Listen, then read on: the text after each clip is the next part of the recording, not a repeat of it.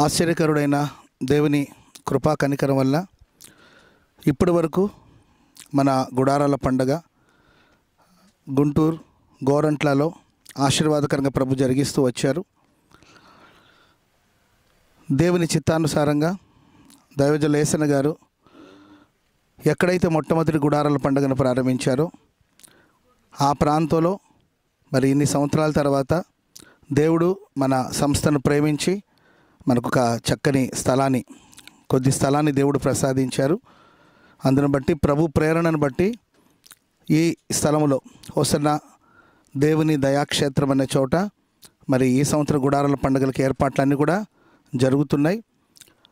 ఇంచుమించు ఈ పరిసర ప్రాంతంలో ఒక 100 ఎకరాలకు పైగా స్థలాన్ని లీజుకు తీసుకొని కొంత స్థలాన్ని దేవుడు మనకు సొంతంగా ఇచ్చారు. మరి ఈ స్థలం అంతట్లో చక్కని ఏర్పాట్లన్నీ కూడా ఏర్పాటు